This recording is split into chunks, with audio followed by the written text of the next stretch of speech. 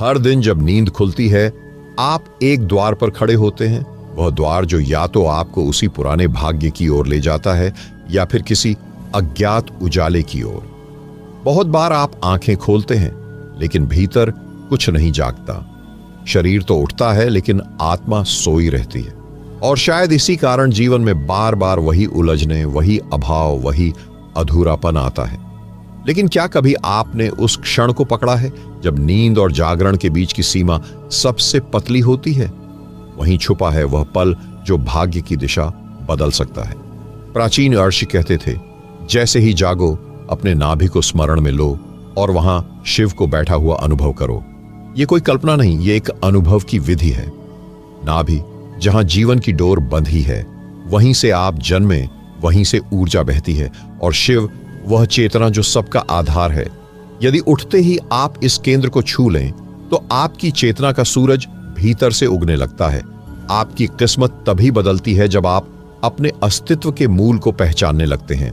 और नाभि वह मूल बिंदु है।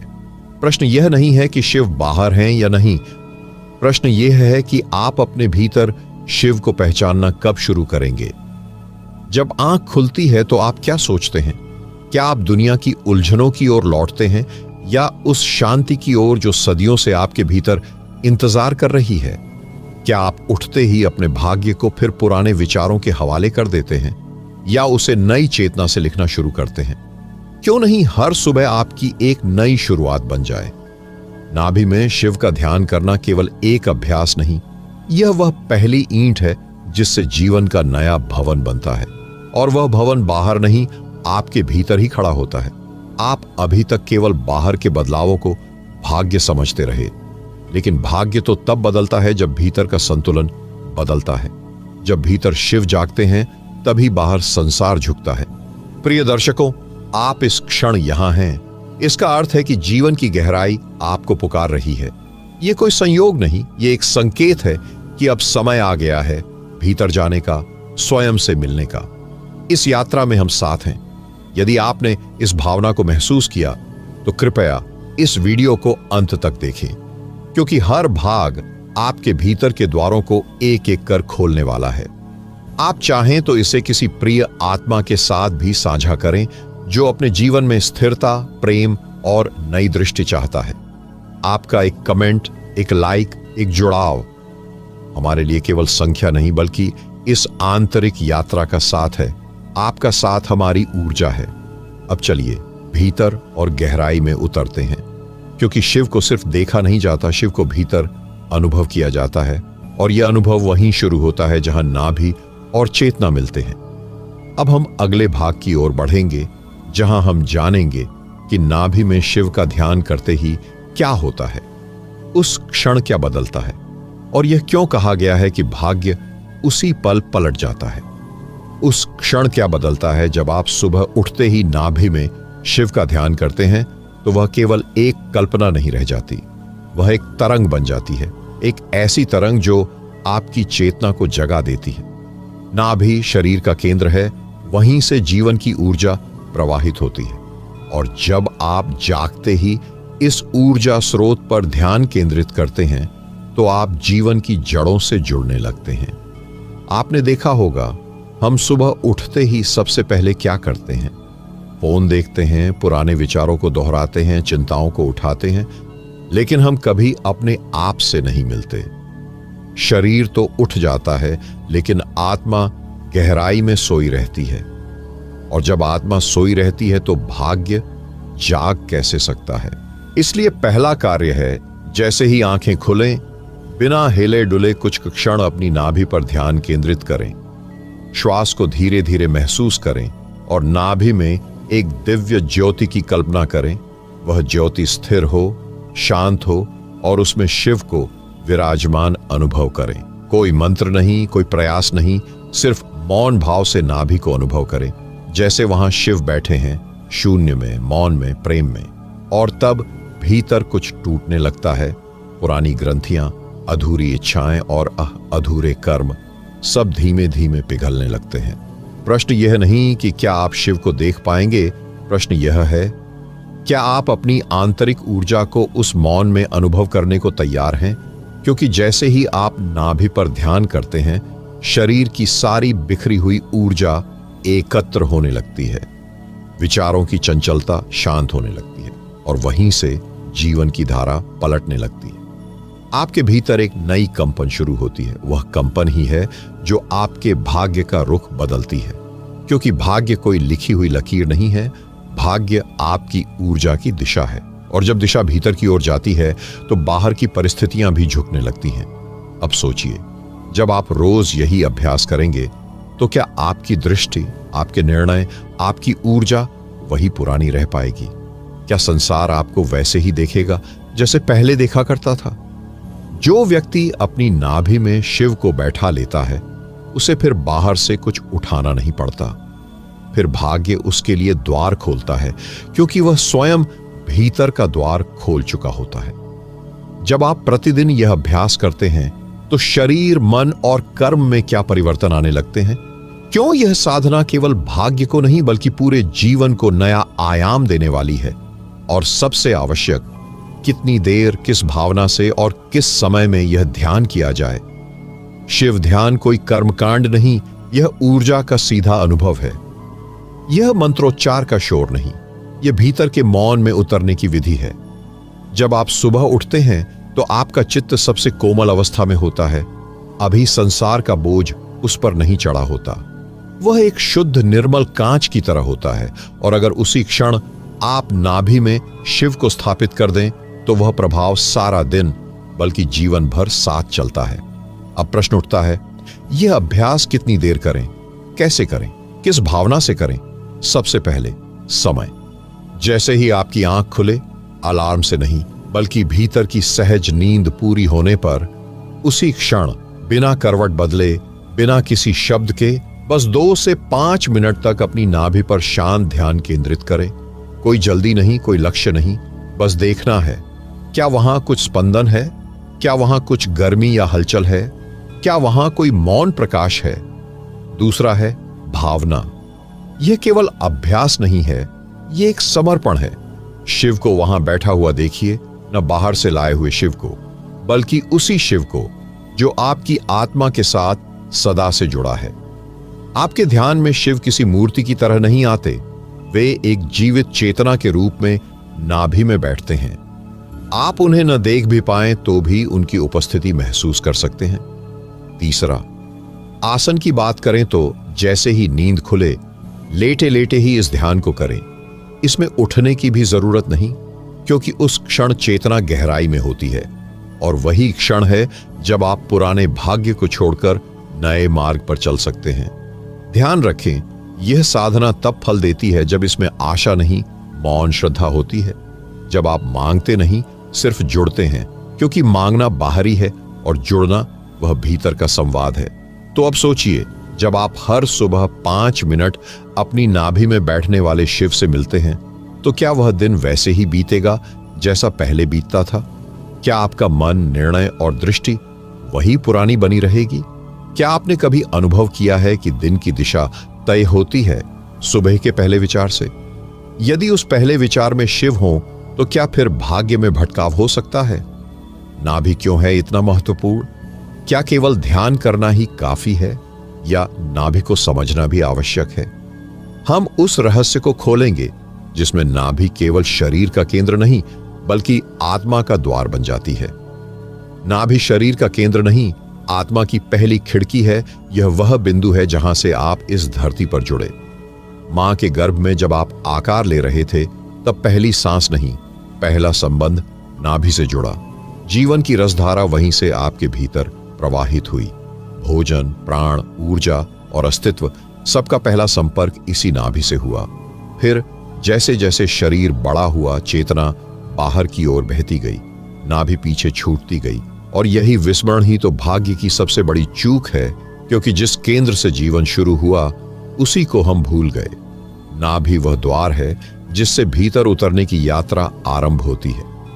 योग और ध्यान में इसे मणिपुर चक्र कहते हैं, जहां इच्छाएं जन्म लेती हैं, जहां आत्मबल संचित होता है और जहां से व्यक्ति अपने भाग्य को आकार देता है।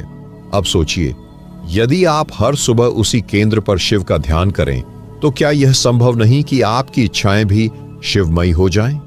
क्या यह मुमकिन नहीं कि कर्म की जड़ें वहीं से पुनः पवित्र हो जाएं? प्रश्न यही है, क्या आप अब भी भाग्य को बाहर की दुनिया से जोड़ेंगे या उस केंद्र से जहां भाग्य रचा जाता है? नाभि केवल एक जैविक हिस्सा नहीं है, यह उस अंतरिक्ष की खिड़की है जो आपके भीतर है। आप उसे खोलेंगे तो केवल हवा नहीं, अंतर की ऊर्जा भी बहने लगेगी। अब जब आप शिव को नाभि में बैठाते हैं तो इसका अर्थ केवल ध्यान नहीं होता, आप स्वयं को उस मौलिक ऊर्जा से जोड़ रहे होते हैं जिससे सृष्टि का आरंभ हुआ। क्या यह संयोग है कि शिव को आदि कहा गया है और नाभि को आदि केंद्र? या यह कोई संकेत है कि आदि को जानने की पहली सीढ़ी भी वहीं से शुरू होती है? जब आप इस खिड़की को खोलते हैं तो बाहर की घटनाएं केवल घटनाएं नहीं रह जाती, वे संकेत बन जाती हैं। आप फिर केवल जीते नहीं, आप जानने लगते हैं। क्यों? यह ध्यान करने से न केवल भाग्य बदलता है बल्कि शरीर, मन और जीवन की गति ही परिवर्तित हो जाती है। जब शिव नाभि में उतरते हैं तो मन समर्पण में घुलने लगता है। वह मन जो हर समय कुछ चाहता है, कुछ पाना चाहता है, कुछ बनना चाहता है, अचानक मौन हो जाता है। क्योंकि जब आप नाभि में शिव को ध्यान से आमंत्रित करते हैं तो वे बाहर से नहीं आते, वो तो पहले से वहीं हैं, आप केवल उन्हें देखने लगते हैं। और जैसे ही यह दृष्टि भीतर जाती है, सबसे पहले मन का अहं पिघलता है। वह मन जो कहता था मैं करूंगा, अब कहता है जो होना है वही होगा। यह बदलाव बहुत गहरा है, क्योंकि जैसे ही आप मन से हटते हैं, आप ऊर्जा में प्रवेश करते हैं। फिर हर कार्य केवल क्रिया नहीं, एक स्पंदन बन जाता है। शिव नाभि में स्थिर हों तो फिर विचार भी लहर नहीं, शांति का आकाश हो जाते हैं। और फिर आपके शरीर में भी परिवर्तन शुरू होता है। आपका पाचन सुधरता है, क्योंकि नाभि केवल ऊर्जा का ही नहीं, पाचन और संतुलन का भी केंद्र है। जब ध्यान वहां जाता है तो अंदर की अग्नि स्थिर और शांत होती है। फिर क्रोध नहीं उठता, वासना नहीं उबलती, बल्कि भीतर से एक सद्गति निकलती है जो शरीर को तेजस्वी और मन को स्वच्छ बनाती है। अब एक प्रश्न उठता है, क्या यह ध्यान केवल सुबह तक सीमित है या यह भीतर एक ऐसा दीपक जला देता है जो दिन भर जलता रहता है? सच्चाई यह है कि जो व्यक्ति सुबह अपने नाभि में शिव को बैठा देता है, वह दिन भर की दुनिया में मध्य में स्थित रहता है। फिर न भय, न मोह, न लालच उसे छू सकते हैं, क्योंकि वह केंद्र में स्थित हो चुका होता है। अब सोचिए, अगर हर सुबह आप केवल 5 मिनट इस केंद्र से जुड़ जाएं, तो क्या आपकी ऊर्जा, निर्णय और दृष्टि पहले जैसी रह जाएगी? क्या जो व्यक्ति भीतर केंद्रित है वह बाहर की परिस्थितियों से डगमगाएगा? जब आपके भीतर शिव बैठते हैं तो बाहर का संसार केवल एक लीला बन जाता है और आप उसमें नहीं उलझते, बल्कि उसे देखना शुरू करते हैं। शिव ध्यान करते समय जो अनुभव आते हैं वे क्या संकेत देते हैं? कंपन, रोशनी, मौन या अश्रु? यह सब क्यों होता है और इन अनुभवों को कैसे समझें और आगे कैसे बढ़ें? कभी ध्यान में कंपन होता है, कभी आंखों से अश्रु बहते हैं। ये केवल अनुभव नहीं, संदेश होते हैं। कभी ध्यान में कंपन होता है, कभी आंखों से अश्रु बहते हैं। ये केवल अनुभव नहीं, संदेश होते हैं। क्योंकि जब आप नाभि में शिव को ध्यानपूर्वक आमंत्रित करते हैं तो शरीर, मन और आत्मा तीनों उनकी उपस्थिति को अलग अलग ढंग से महसूस करते हैं। कंपन है नहीं, वह ऊर्जा की तरंग है जो वर्षों से रुकी हुई थी और अब प्रवाहित हो रही है। आपका शरीर पहले कभी इस तरह स्थिर नहीं बैठा था, इसलिए जब शिव चेतना भीतर उतरती है तो पुराने वासनात्मक केंद्र, दबे हुए स्मृति चक्र, संचित भय सब एक झटके में कांपने लगते हैं। और जब आंखों से अश्रु बहते हैं तो वह कोई भावुकता नहीं होती, वह एक गहरे मिलन की पहली बूंद होती है।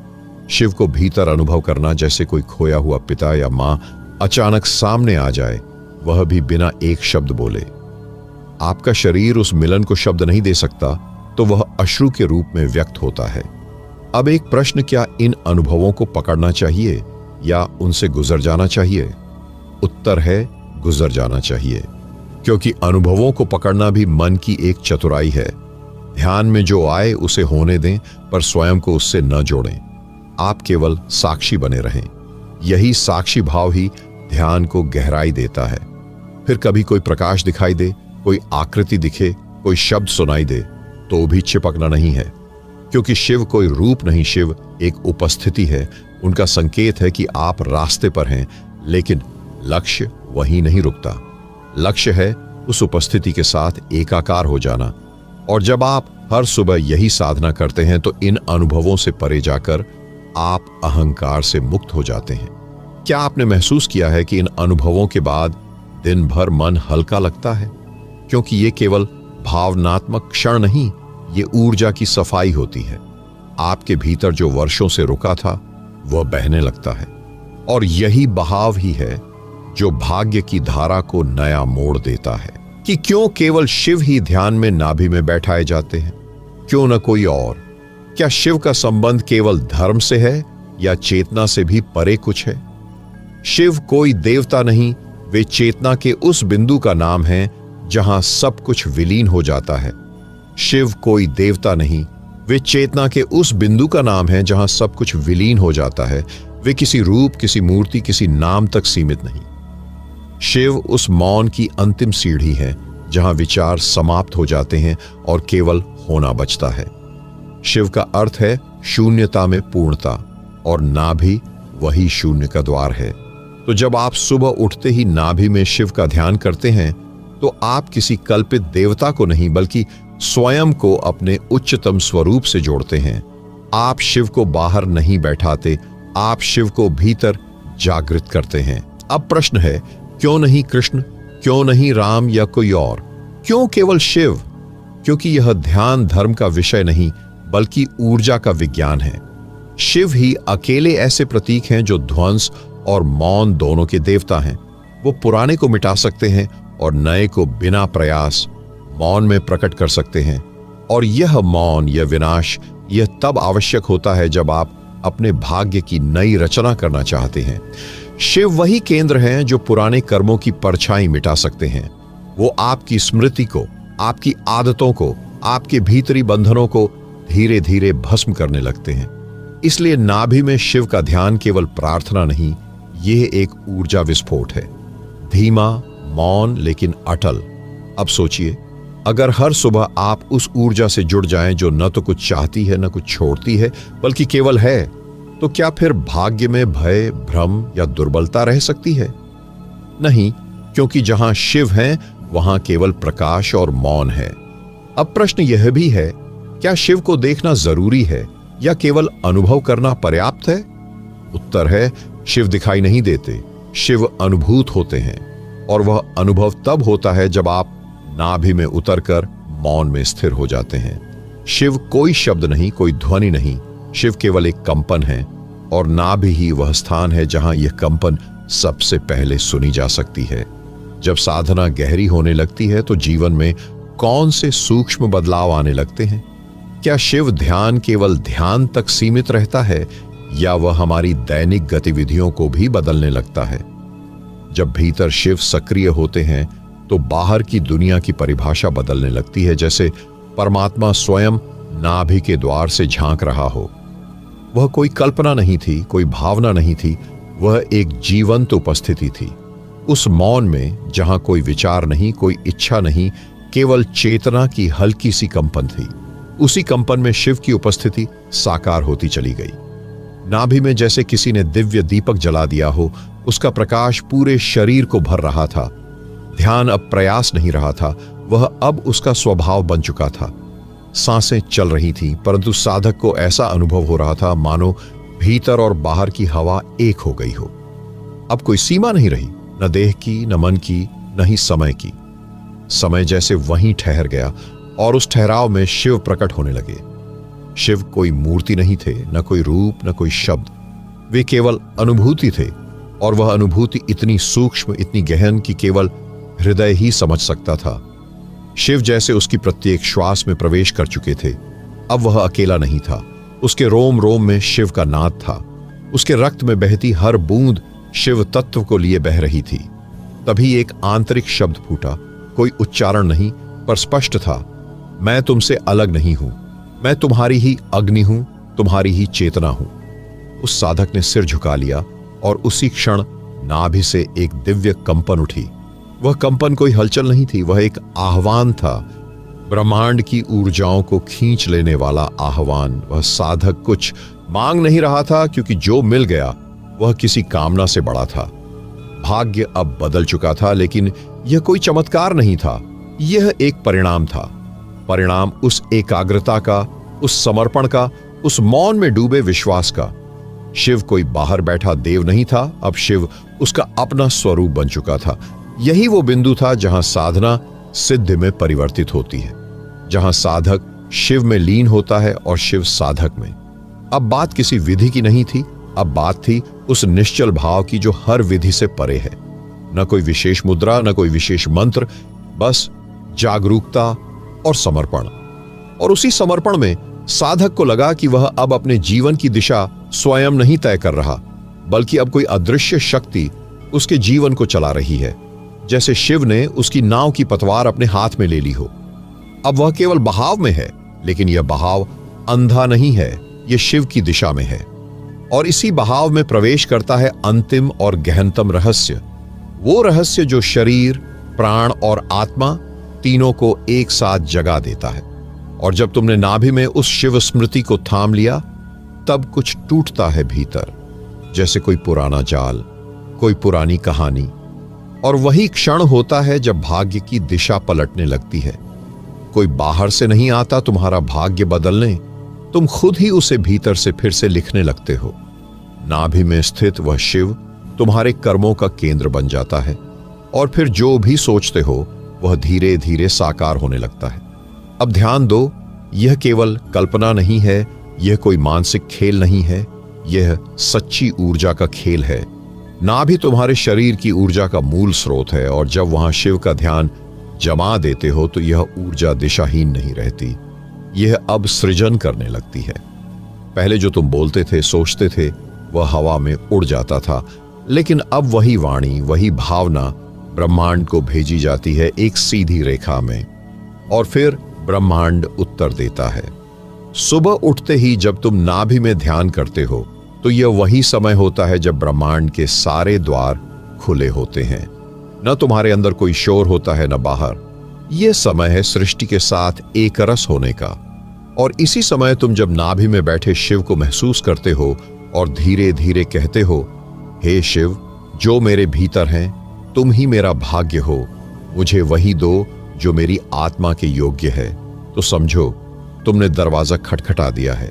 और शिव कभी इनकार नहीं करते, बस वो तुम्हें तुम्हारे अनुरूप देते हैं, न ज्यादा न कम, लेकिन बिल्कुल वही जो तुम्हारे आत्म सफर को जागृत कर दे। और इस बिंदु पर जब शिव तुम्हारे भीतर सक्रिय होते हैं, तो सिर्फ बाहरी घटनाएं नहीं बदलती, बल्कि तुम खुद बदलने लगते हो।